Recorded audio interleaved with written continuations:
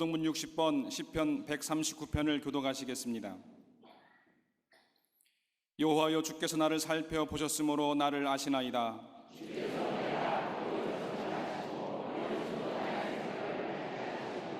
나의 모든 길과 내가 눕는 것을 살펴보셨으므로 나의 모든 행위를 익히 아시오니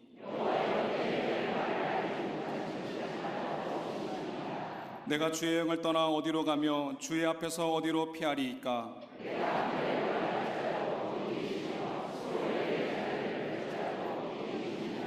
내가 새벽 날개를 치며 바다 끝에 가서 거주할지라도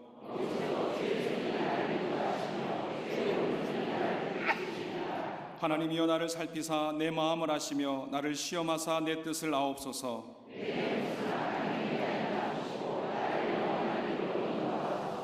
아멘.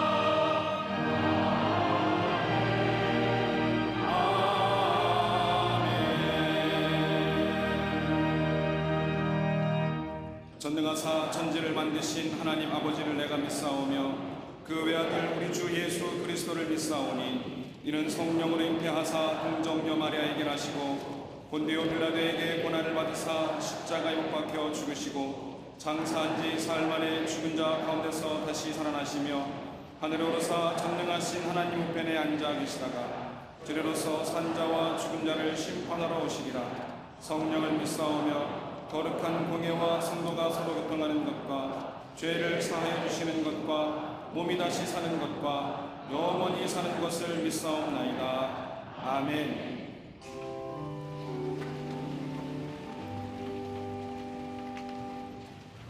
우리에게 하늘의 평안을 주시려 주의 전으로 부르시니 감사합니다. 찬양의 제사드리며 성소로 나와 영과 진리로 드리는 예배를 받아 주옵소서. 우리가 서 있는 어디서나 하나님을 예배하게 하여 주시옵소서. 맛을 잃은 소금처럼 말 아래 놓인 등불처럼 주어진 사명을 감당하지 못한 불신앙을 용서하여 주옵소서. 한 주간 죄로 인해 막혔던 담들이 허물어져 하나님을 향한 마음이 온전함으로 회복되게 해 주옵소서. 긍휼을 베푸시는 하나님, 이 민족 역사의 구비구비마다 민족의 위기마다 허락하셨던 능력과 구원의 축복을 다시 한번 허락해 주옵소서. 69년 전 이 땅에서 일어났던 참담했던 비극이 다시는 일어나지 않도록 샬롬의 평화를 내려 주시옵소서. 하나님 말씀이 흥황하여 여호와를 자기 하나님으로 삼는 백성이 누리는 복을 다시 누리게 하여 주옵소서. 역사를 이끌어 가시는 이는 오직 하나님이심을 믿사오니 대통령과 위정자들을 하나님 장중에 붙드사 하나님의 뜻을 이루어가도록 지혜를 허락해 주옵소서. 특별히 연이어질 한미 중 각국의 정상회담들이 한반도의 거짓과 속임수는 사라지고 진정한 평화와 복음적 평화 통일의 길을 여는 하나님의 도구로 쓰임받게 해 주옵소서. 가슴 벅차는 믿음의 선한 증거를 품은 광림의 성도들이 주신 사명을 다하게 하시고 마음을 합하여 하나님 나라의 선한 일들을 이루어가게 하여 주시옵소서. 우리 광림재단이 한국교회와 세계교회 가운데의 신앙의 모델, 부흥의 주축이 되게 하여 주시옵소서. 기도로 준비되고 있는 교회학교와 청년 선교국의 여름 성경학교와 수련회, 교육 선교를 통해서 믿음으로 세워지는 세대로 거듭나게 하여 주시옵소서. 영성의 산실로 새롭게 세워질 광림수도원의 본당 리모델링과 북방 선교의 전초기조로 건축되는 블라디보스톡과 몽골의 선교센터가 하나님 나라를 확장해 가게 하여 주시옵소서. 8월 31일에 개최되는 성령한국 청년대회를 통해서 이 땅에 신실한 청년들이 일어나게 하여 주시옵소서. 여전히 기도의 무릎을 꿇으시는 감독님의 영육을 강건케 하여 주시옵소서. 나라와 민족과 세계 열방을 위해 기도하실 때 복음의 열매 치유의 은총으로 충만하게 하여 주시옵소서. 마르지 않는 생명의 샘물을 먹이시는 담임 목사님, 목자의 수고를 아끼지 않으시고 새 생명의 역사를 주도해 가실 때 성령의 강권적인 능력을 부릴 듯 일어나게 하여 주시옵소서. 호렙산 41일 여정 속에서도 강건하심과 성령의 능력을 더욱 충만하게 하여 주시옵소서. 오늘도 주의 말씀을 증거하실 때 선포하시는 말씀 그대로 능력이 되어 삶을 변화시키는 원동력 되게 하여 주시옵소서. 광림 남교회와 서교회, 북교회, 광림 모든 해외 선교지, 그리고 방송으로 예배하는 모든 성도들에게 하늘아버지를 만나는 은총을 허락하여 주시옵소서. 주차와 주안봉사, 안내와 헌금위원, 재단 꽃꽂이 등으로 섬기는 손길들을 축복하여 주시옵소서. 아름다운 목소리로 정성을 다해 찬양하는 갈릴리 성가대와 오케스트라의 찬양을 통하여 하나님 영광 받으시고 우리의 마음이 하나님을 향해 활짝 열리게 하여 주시옵소서. 이 모든 말씀 우리 주 예수 그리스도 이름으로 기도하옵나이다. 아멘. 하늘에 계신 아버지, 이름 거룩하사 주님 나라 임하시고 뜻이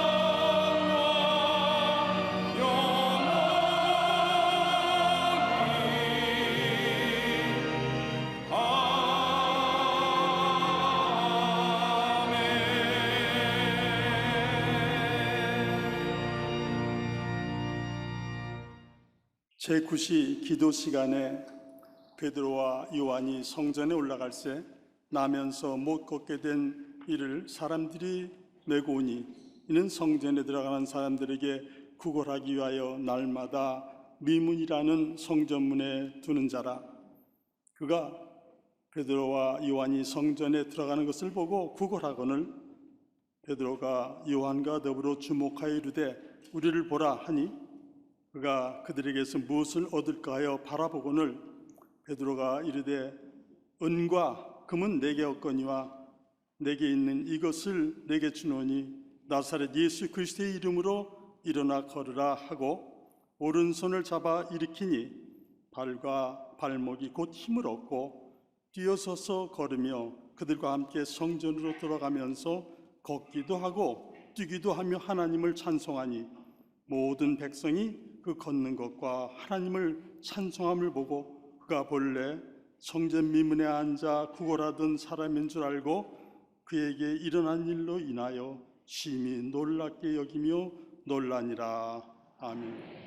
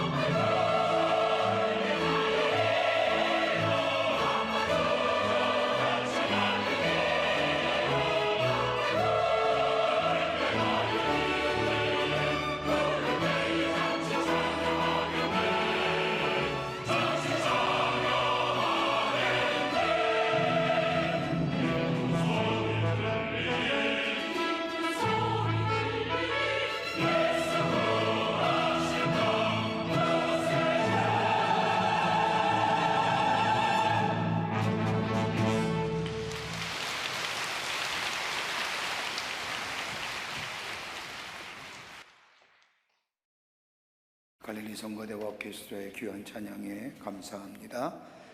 은혜 받았습니다. 고맙습니다. 광주의 최초의 기독교 신자이며 광주의 최초의 목사님이었던 오방 최홍종 목사님을 주제로 그분의 삶을 바탕으로 실화로 쓰여진 소설이 하나 있는데 문순태 교수가 쓴 성자의 지팡이라는 소설입니다. 이 책에 나오는 소설의 내용은 대체로 이렇습니다. 1904년 12월 매서운 겨울바람이 불던 어느 날 목포에서 광주로 오는 길목에 두 사람이 한 사람을 기다리고 있었습니다. 두 사람 가운데 한 사람은 김윤수 집사님이란 분이고 다른 한 사람은 청년 최홍종이라는 사람이었습니다. 이분들은 목포에서 의료 선교 사역을 하던 포사이트 선교사님을 기다리고 있었습니다. 왜냐하면 광주에 있는 동료 선교사인 오웬 선교사님이 생명이 위독하다는 이야기를 듣고 이 친구 선교사를 귀하기 위해서 목포에서 포사이트 선교사님이 광주로 오는 길이었습니다. 날이 몹시 추웠습니다. 눈이 내리고 바람이 심하게 불었습니다. 선교사님을 만나 나귀 위에 선교사님을 태우고 광주로 오는 길에 폐허가 되어 마치 흉가처럼 되어버린 집을 지나가게 되었는데 그 집에서 살려달라는, 저 좀 살려주세요, 저 좀 살려주세요라고 하는 소리가 들리는 겁니다. 놀라서 집적을 바라보니 거기에는 손과 얼굴을 가리고 있는 한센병 환자, 나병 환자가 살려달라고 하는 겁니다. 당시에 한센병 환자는 흠이 볼 수 있을 뿐만 아니라 친구 선교사인 오웬 선교사가 위독하기에 바쁜 걸음으로 가야 함에도 불구하고 이 포사이트 선교사님은 걸음을 멈추어 섭니다. 그리고 그 여인에게 달려갑니다. 후에 알려진 것으로는 그 여인은 25살 난 김복순이란 여인이고 그녀에게는 5살 난 아들이 있었습니다. 한센병을 걸린 이 여인은 가정과 공동체에서 쫓겨나 저 흉가처럼 버려진 집에 들어가 노숙하며 숨어 살고 있었던 겁니다. 이 여인을 보는 이 포사이트 선교사님은 자신의 외투를 벗어서 떨고 있는 여인의 몸을 덮어줍니다. 그리고 그 여인을 번쩍 알더니 자기가 탔던 나귀 위에 앉힙니다. 이것을 본 최홍정 청년의 마음은 그 자체가 충격이었습니다.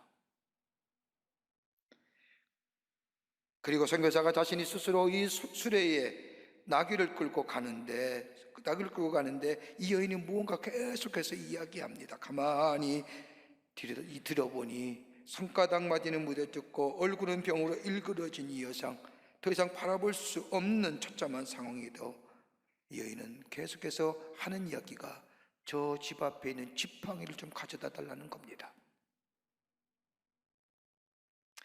가만히 보니 그 여인이 가지고 다니던 지팡이가 그 여인의 있던 자리에 있었습니다. 포사이트 선교사는 최홍정에게 이야기하기를, 청년이여, 저 지팡이를 가져다가 이 여인에게 갖다 줄 수 없겠소? 라고 말합니다. 그 말을 듣고 최홍정 청년이 지팡이를 가져다 주려고 가까이 갔을 때 이 최홍정 청년은 갖다 줄 수가 없었습니다. 그 지팡이는 그 여인이 흘린 고름과 핏덩어리가 더덕더덕 붙어 있었기 때문입니다. 당시 한센병에 접종만 하여도 전염이 되고 병이 치유되기가 어렵기 때문에 그 누구도 가까이 하지 않았습니다. 그는 선교사의 말을 듣고 그 여인의 지팡이를 가져다 주려고 그 지팡이에 섰는데 그것을 보는 순간 멈추어 서고 말았습니다. 도무지 가져다 줄 수가 없었던 겁니다. 그러자 이 선교사는 계속해서 최홍주이란 청년을 향하여 재촉합니다. 형제요, 우리가 갈 길이 먼데 빨리 갖다 주시오. 그래야 우리가 빨리 갈 수가 있습니다 라고 재촉을 하지만 선뜻 그 지팡이를 집어서 그 여인에게 갖다 줄 용기가 나질 않습니다. 근데 그 마음에 순간 그런 마음이 들었습니다. 우리와 다른 저 사형 사람도 저 여인을 번쩍 앉아서 나귀에 태우는데 내가 이 피고로 묻은 지팡이 하나 가져다 주지 못한다고 한다면 민족적 수치가 되겠구나.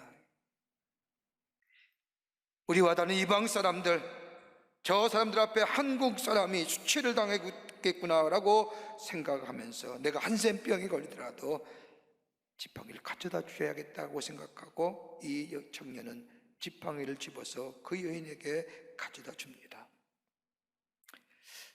가는 길이 내내 불안합니다. 한센병에 걸렸을까? 걸렸으면 어떻게 됐을까? 그 후에 내 삶은 어떻게 될 것일까?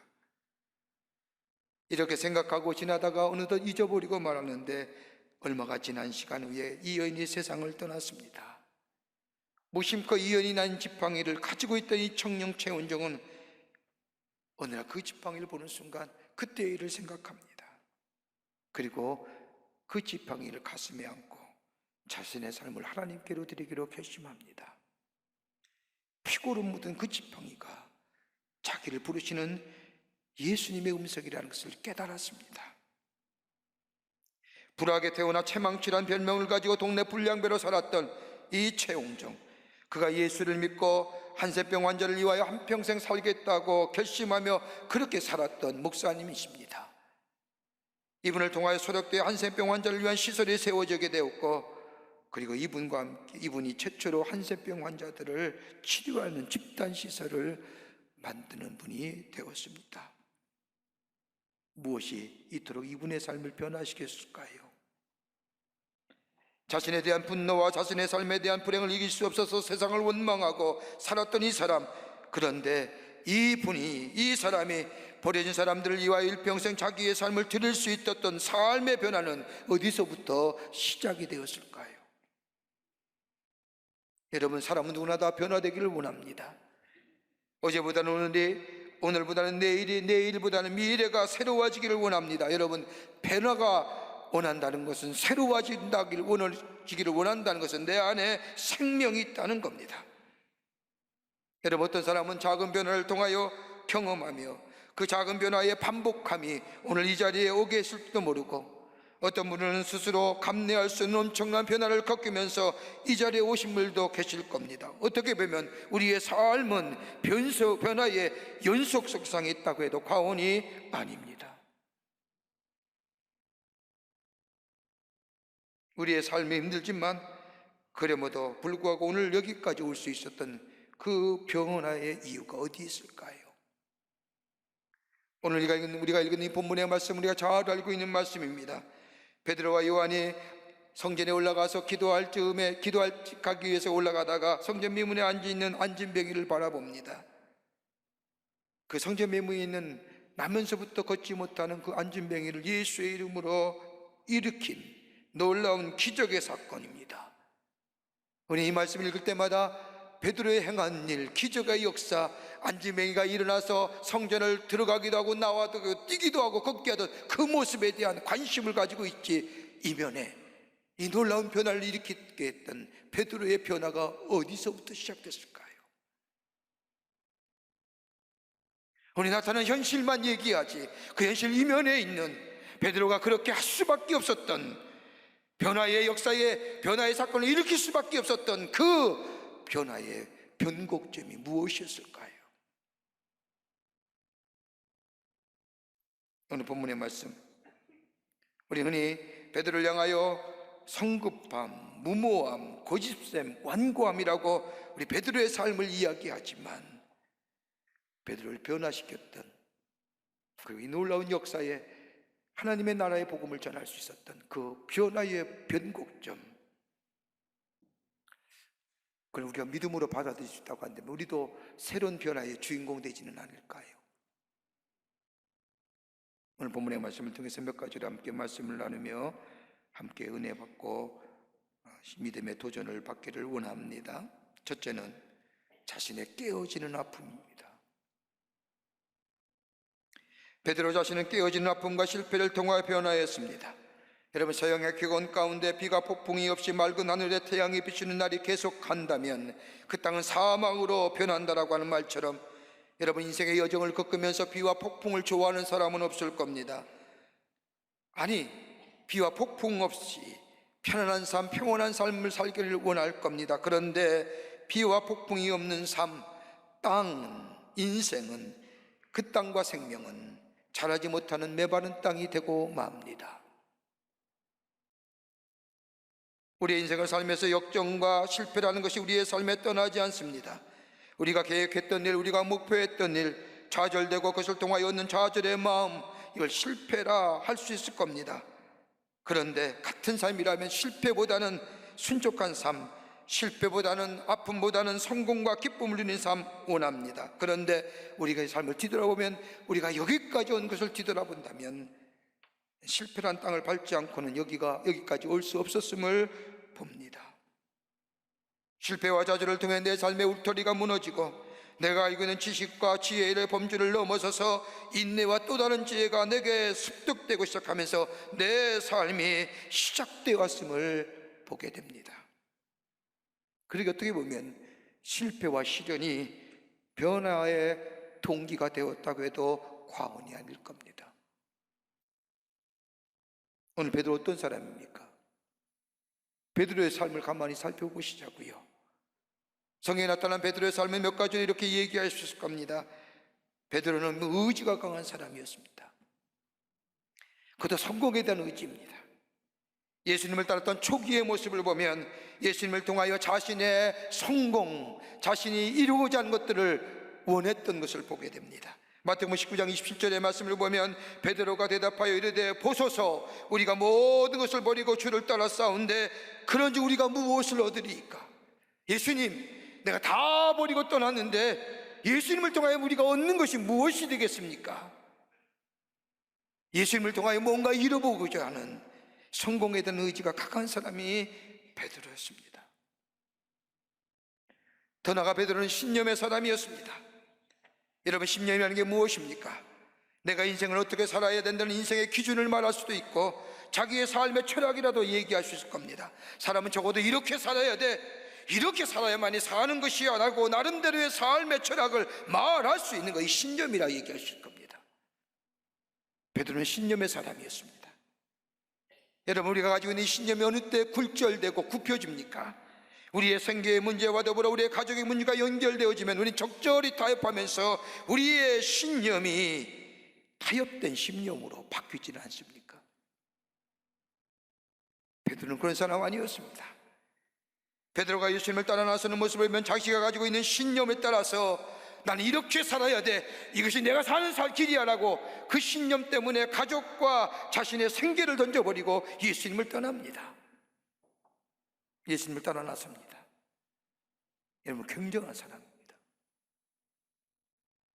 여러분, 마태복음 26장 33절의 말씀을 보면 예수님이 십자가의 사건을 앞에 두고 제자들에게 다 너희는 나를 떠날 것이라고 이야기하자 모두가, 이 베드로가 그 말씀 듣자 예수님 무슨 말씀입니까? 모두가 주를 떠날지라도 나만은 주님을 버리지 않습니다라고 말합니다. 이렇게 공개적으로 말했을 때도 베드로를 비난한 사람이 아무도 없었습니다. 웬만하면 비난하죠. 잘난 체 안 해, 지가 뭔데. 근데 누구도 얘기 안 합니다. 왜요? 베드로가 그렇게 살아왔던 사람임을 알기 때문입니다. 아, 쟤는 한다면 해. 신념의 사람이기 때문입니다. 어떻게 보면 좋은 리더십을 가진 사람이라 할 것입니다. 또 하나, 베드로의 삶에, 베드로는 경험의 사람이었습니다. 경험을 말할 때에 연륜과 함께, 여러분, 경험과 연륜이 우리의 삶에, 우리의 인생을 살아갈 때 얼마나 귀한 지혜를 제공해 줍니까? 경험만큼 좋은 선생이 없다고 말합니다. 그렇지 않습니까? 해봤어, 이 말에 아무 말도 못하지 않습니까? 해보지 않으면 말하지 마라고. 경험 앞에 우리의 이성이나 우리의 가졌던 생각이 한순간에 사라집니다. 더 나아가 경험이 많은 사람은 자신의 삶의 한계와 자신의 삶의 부족한 점을 분명히 합니다. 내 경험으로 볼 때 이것은 안 돼, 한계를 압니다. 자신의 경험으로 이야기하는 사람에게 경험하지 못한 사람은 말 못합니다. 이처럼 베드로는 자신의 경험을 철저하게 신뢰했던 사람입니다. 마태복음 14장 22절의 말씀을 보면 예수님께서 저 무리로 걸어오실 때에 제자들은 다 유령이라고 얘기하는데 예수님이란 사실을 아니 베드로가 예수님을 향하여 말합니다. 예수님, 나도 걷게 해 주십시오라고. 그때 예수님이 무리를 걸어오라고 얘기할 때 베드로는 그 무리를 걷는 예수님과 동일한 경험을 했던 사람이 베드로입니다. 그 누구도 경험하지 못했습니다. 이처럼 베드로는 자신의 예수님의 능력을 경험해 본 사람이었습니다. 경험같이. 또 하나 베드로의 삶에 뒤돌아보면 실천적 행동이 있는 사람입니다. 실천한 사람이었습니다. 자기가 말한 거 약속화시키기 위해서 예수님께서 로마의 병정에 잡혀시켜 갈 때에 칼을 빼어 제사장의 종의 귀를 자른 사람이 베드로입니다. 그러게 어떻게 보면 베드로의 삶을 지탱해 주었던 것은 자신의 의지와 신념과 경험과 행동하는 것들, 이것이 자신의 삶을 지탱해 왔고 자신의 삶을 세워줬다고 생각하며 삽니다. 그리고 예수님을 따릅니다. 그런데 작은 일 하나가 그의 모든 것을 무너뜨렸습니다. 마태복음 26장 71절의 말씀을 보면 예수님께서 가야바뜰에서 재판을 받으실 때 한 비자가 베드로를 향하여 얘기합니다. 예, 당신도 저 나사렛 예수와 함께 있었던 자가 아니라 라고 이야기할 때에 이 베드로가 뭐라고 얘기합니까? 무슨 얘기야? 나는 저 사람 알지도 못해. 나는 알지도 못한단 말이야. 3번씩이나 부인합니다. 한 비자의 이야기에.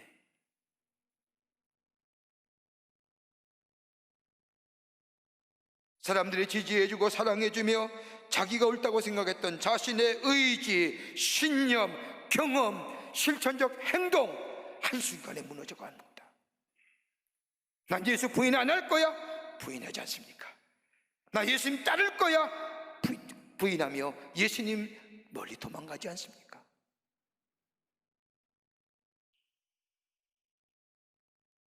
이 순간에 그는 아무것도 남아있지 않았습니다. 자신의 의지도 산산조각이 됐고 자신의 심령도 무너져갔고 자신의 경험도 자신의 행동하는 모든 것도 다 남아있지 않은 거죠. 자기가 옳다고 주장했던 것들, 내가 맞다고 생각했던 것들, 내 인생을 지켜주었던 것들이 한순간에 무너지면서 어떻게 해야 될지, 이제 어떻게 살아야 될지. 비로소 그는 겸손해집니다. 베드로전서 5장 6절의 말씀을 보면 이 베드로가 자신의 삶의 모습을 뒤돌아보며 이렇게 고백합니다. 그러므로 하나님의 능하신 손 아래서 겸손하라. 때가 되면 은혜를 주시리라. 내가 가졌던 내 경험과 내 신념과 내 의지가 나를 세워주는 것이 아니라 내 행동하는 양심이 나의 삶을 지속적으로 세워줄 줄 알았는데 아니더라는 겁니다. 내 삶을 지탱해 주었던 것이 내 안에서 깨어질 때에 내가 비로소 스스로 살아갈 수 없는 죄를 내가 알게 될 때에 내 삶이 하나님의 능하신 손에 아래 있음을 깨닫게 되니 베드로는 그 앞에 겸손하며 하나님의 능하신 손 아래 거하라 얘기하는 겁니다.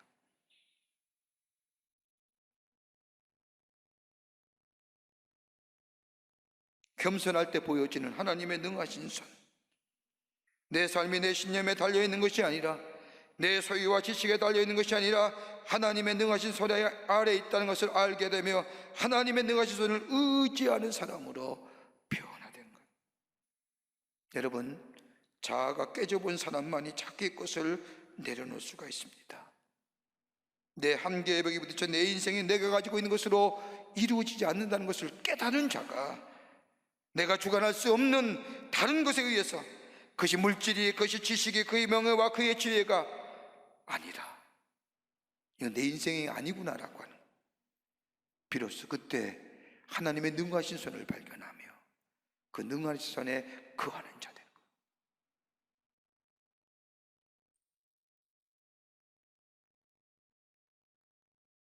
우리 주변의 젊은 사람들을 가만히 보면 깨어짐의 아픔을 경험한 사람들이 많이 계십니다. 일평생 나름대로 잘 살아봤다고 생각하는데, 나름대로 바르게 산다고 했는데, 여러분, 우리 인생의 삶의 여정에 실패와 좌절의 삶의 여정이 있다고 할지라도 다시 한번 나의 깨어짐의 아픔이 파괴가 아니라 그것을 통하여 창조의 새로운 변화의 출발점이 된다는 것을 믿을 때는 다시 한번 하나님의 능하신 손을 붙잡고 그 아래 서는 자 될 때에 우리 안에 새로운 존재로 변화의 역사를 경험하는 복된 인생으로 살게 될 줄 믿습니다. 두 번째는요, 진리 되신 예수님과의 교제입니다. 베드로의 변화는 예수님과의 많은 대화 가운데 그의 삶이 변화되었습니다. 여러분, 복음서의 말씀을 보면 베드로만큼이나 예수님과 많은 대화를 나누었던 사람이 없습니다.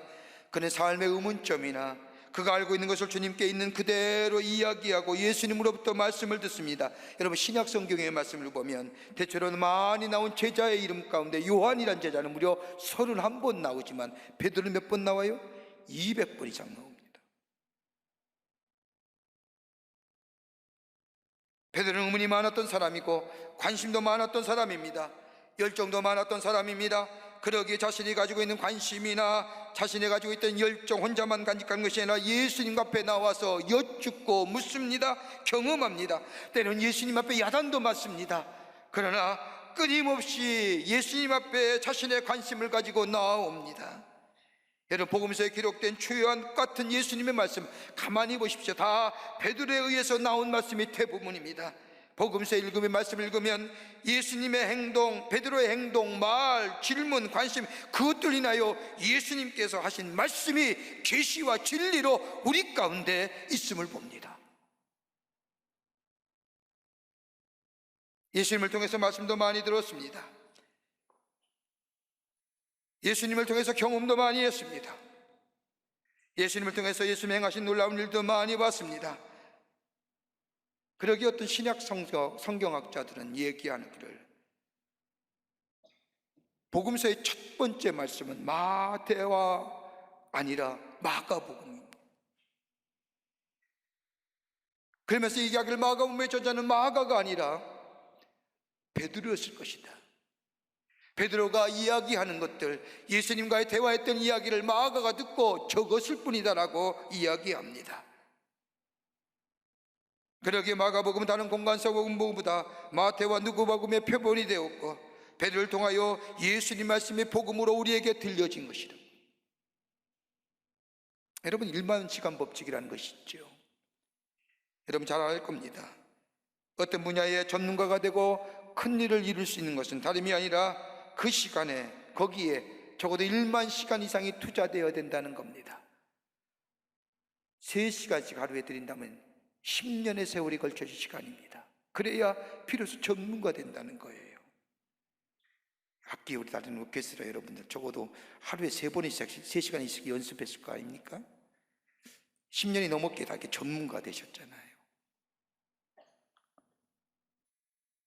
하루에 3시간 이상씩 10년의 시간이 지날 때 비로소 그 분야의 전문가 된다는 겁니다. 한 신문사의 기자로 오랫동안 일했던 분이 어떤 분야에든 성공한 사람들을 모아서 조사해봤더니 3가지의 공통점이 있다는 겁니다.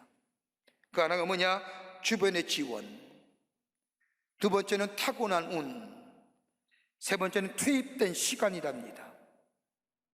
근데 여러분, 이 3가지 요인 가운데 지원과 운은 스스로 별다른 노력을 들이지 않아도 성공에 이를 수 있게 하지만 문제는 내가 통제할 것이 아닙니다. 여러분, 내가 원한다고 누가 지원해 줍니까? 내가 원한다고 운이 따릅니까? 이건 별다른 노력이 안 들어도 성공에 이를 수 있게 해주지만 문제는 내가 통제할 수 있는 게 아닙니다. 반면에 시간은 내가 통제할 수 있는 겁니다. 내가 노력할 수 있고 내가 투자할 수 있습니다. 성공한 사람이 적어도 1만 시간 이상 그것에 대하여 관심을 가지고 시간을 투자하여 다양하게 살피는 관심이 그 사람을 만들어갔고 창조적인 삶을 만들어갔다고 한다면, 여러분, 우리가 하나님의 사람으로, 우리의 부르심을 받은 사람으로 내게 각자의 하나님이 주신 사명이 있다고 할 터인데, 여러분, 이 사명을 우리가 이룰 수 있다고 한다면 저도 우리 해야 할 길이 뭘까요? 우리의 삶이 진정한 변화의 삶으로 나아가기를 원한다고 한다면, 여러분, 세상의 친구들과 나눈 이야기와 교제 시간이 우리의 삶을 변화시킬 수 있었던 거예요. 아무리 나은 삶을 살고 그렇지 못한 삶을 산다고 해도 여러분 사는 것은 나와 마찬가지 아닙니까? 그러기에 전도서 기자가 고백한 것처럼 해 아래 새 것이 없다는 것처럼 우리 사는 것이 다 똑같은데 우리 만나서 같이 얘기하고 같이 나눈다고 해서 그것이 우리의 삶에 새로운 변화를 가져다는 변곡점이 됐냐 말입니다.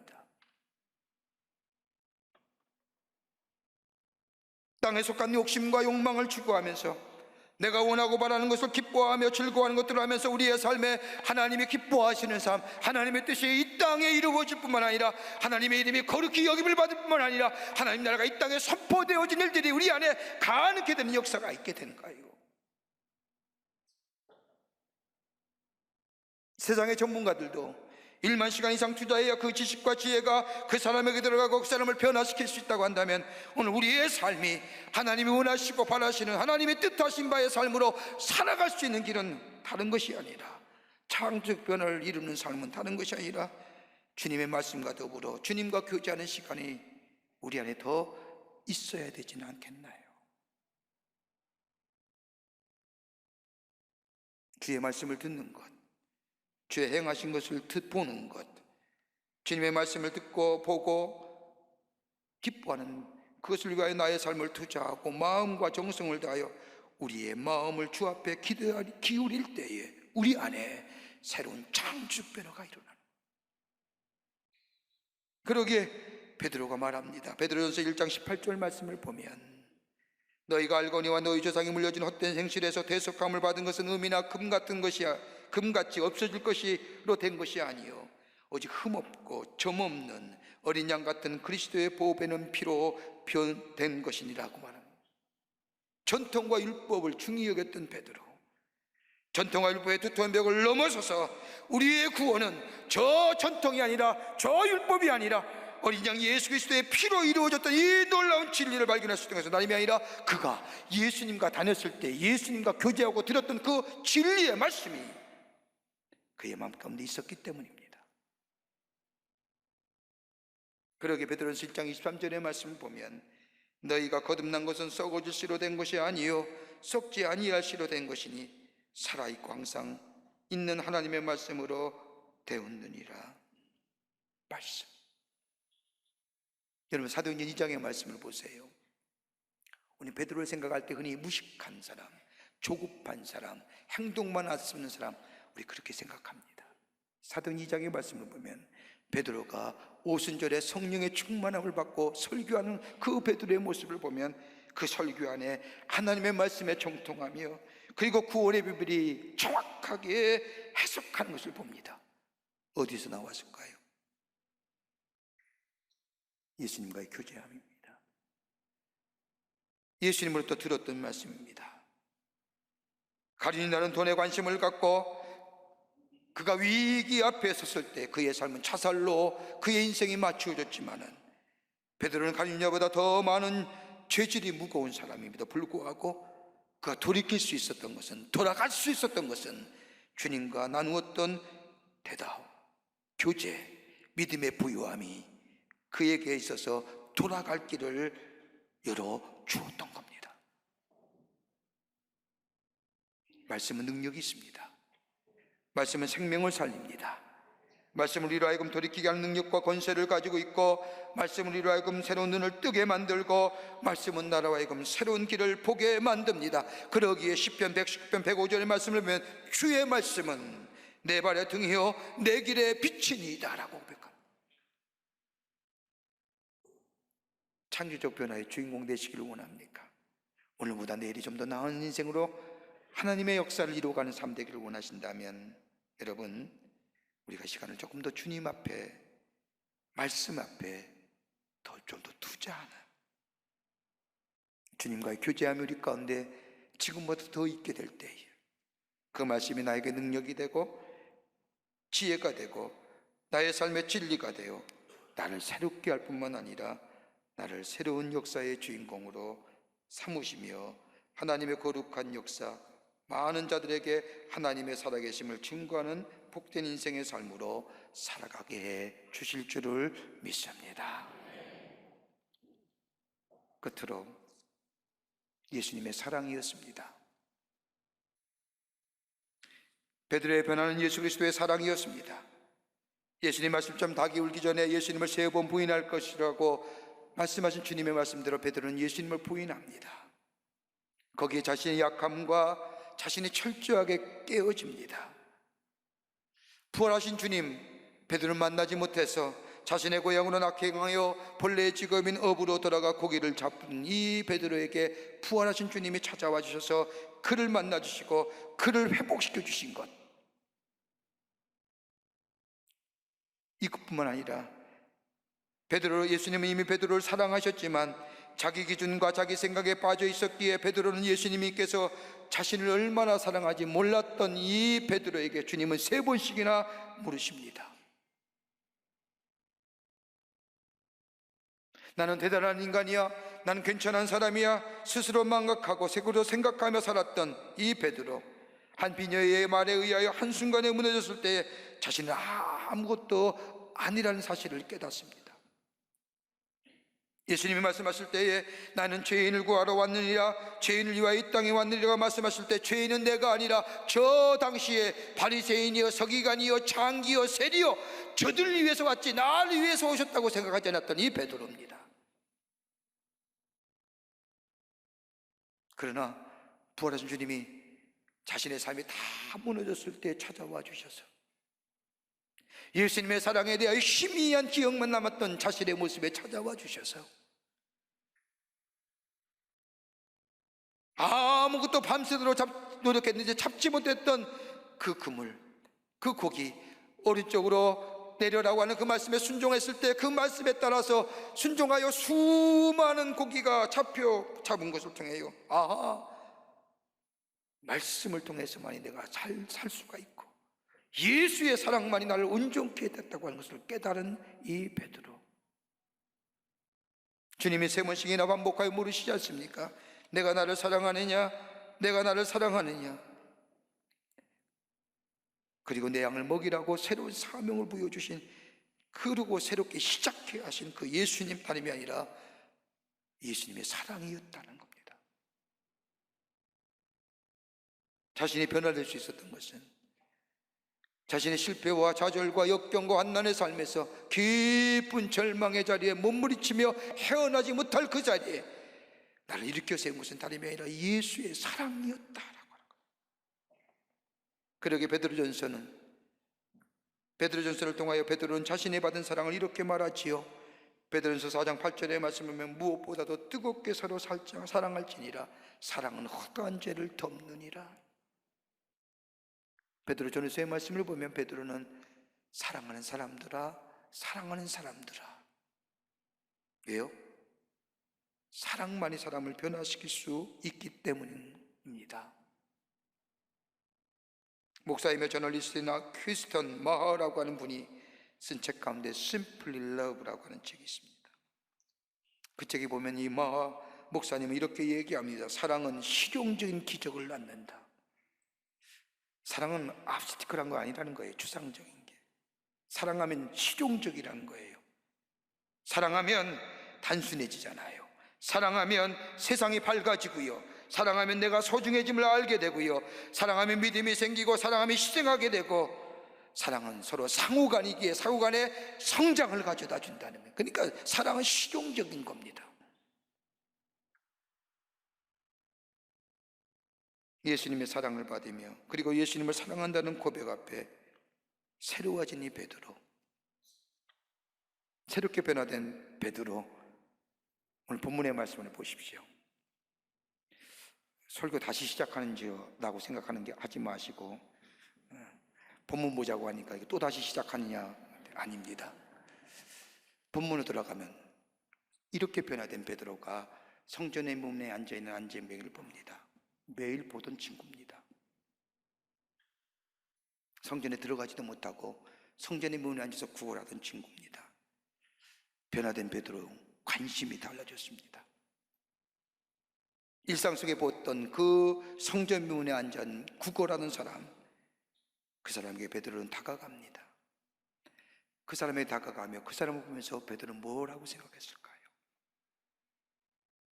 나면서부터 걷지 못했던 성전 미문에 앉아있는 사람, 나도 그랬지. 나도 일어설 수 없었잖아. 내 힘으로 스스로 일어설 수 없는 사람이었지. 회복될 수 없는 사람이었지. 나는 은과 금 그리고 나에게 주어진 것들이 나를 일으켜 세우고 나의 앞길을 인도해 줄 줄 알았는데 그게 아니었어. 무너지는 건 한순간이었지. 나를 일으켜 세우고 나를 새롭게 시작할 수 있는 것은 다름이 아니라 예수 그리스도의 이름이었지. 예수님 때문이야. 예수님 때문에 내가 오늘 일어설 수 있었던 거야. 성전 안에 들어가지도 못하고 성전의 미문에 앉아 구걸하는 저 사람, 주님과의 만남이 없었더라면 나 또한 저같이 구걸한 사람이 되었을 터인데, 나에게 눈을 뜨게 만들고 귀를 열게 만들고 입을 열게 만드신 예수님, 내게 눈과 금은 없었지만 나를 일으켜 세우시고 나를 회복시키셔서 다시 시작케 하신 그 예수님, 그 예수의 이름, 그 예수의 이름의 능력, 그걸 뭐예요? 안진뱅에게 전파한 거예요. 명했다고 하는 것은 전파한 거예요. 내가 경험했던 예수, 나를 새롭게 했던 그 예수, 내가 은과 금을 가지고 내 것이 내 인생의 전부라고 생각했고 나를 지켜주고 나를 의지했고 내가 의지했던 그것 아무것도 아니란 사실 속에 절망과 좌절 앉아서 있을 수밖에 없는 나의 삶에 찾아오시 일으켜주신 그 예수 그리스도의 사랑, 예수의 이름의 능력, 그렇게 뭐예요? 내가 예수의 이름으로 명하노니 내가 예수의 이름을 너에게 준다라고 하는 거예요. 그러기 3장에 와서는 뭐라고 얘기해요? 이 사건을 가지고 사람들이 주목하자. 왜 너희들이 나를 주목하느냐? 나 주목하지 말아라. 그 얘기하는 거예요.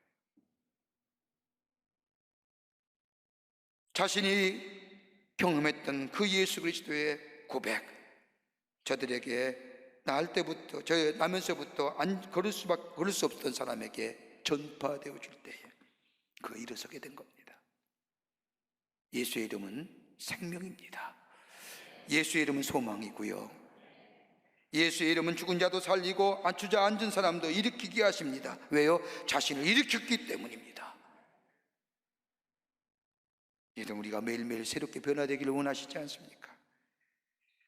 여러분, 내가 가진 지식이나 재물이나 명예와 지위가 나를 새롭게 하는 것이 아니라 예수님 만나게 될 때에, 예수의 사랑을 깨닫게 될 때에, 예수님과의 교제 속에 들려오는 주의 말씀이 내게 다가올 때에, 부딪힐 때에 내 생각이, 내 가치관이 달라집니다. 새로워지는 데입니다. 이것이 창조적 변화의 변곡점입니다. 오늘도 우리에게 난 너를 사랑한다, 내가 길이요 진리요 생명이라 말씀하신 주님, 그 주님과 좀 더 시간을 투자하여 교제하고 주의 말씀을 듣고 주의 사랑을 느끼며 그 내 변화된 모습을 다른 사람에게 전파하고 증거하고 증인된 삶 살 때 우리 안에 새로운 창조적 변화는 나만 변하는 게 아니라 다른 사람까지도 변화시킬 수 있는 그 놀라운 은혜가 우리 가운데 있게 될 줄 믿습니다. 이 은혜가 여러분과 저 가운데 넘쳐나시기를 주의 이름으로 축원합니다. 하나님 감사합니다. 저희들 사랑하시고 지키시는 은혜 감사합니다. 때로는 내 것 의지하며 살 때가 참 많습니다. 무너질 때야 비로소 나는 아무것도 할 수 없음을 고백하게 됩니다. 그때 눈을 들어 하나님의 능하신 손 안에 거하는 자들 되게 하여 주시고, 주님의 말씀, 주님과 교제하며 우리 가운데 있게 하시고, 다시금 주의 사랑을 내 마음속에 깊은 자리에 경험하여 그 놀라운 은혜와 사랑 안에서 새롭게 변화되어 나뿐만 아니라 다른 사람도 변화시키는 창조적 변화의 주인공 되는 저희들로 주께서 삼아 주시옵소서. 성령이 도우시고 인도해 주실 줄 믿으며 예수님의 이름으로 기도하옵나이다. 아멘.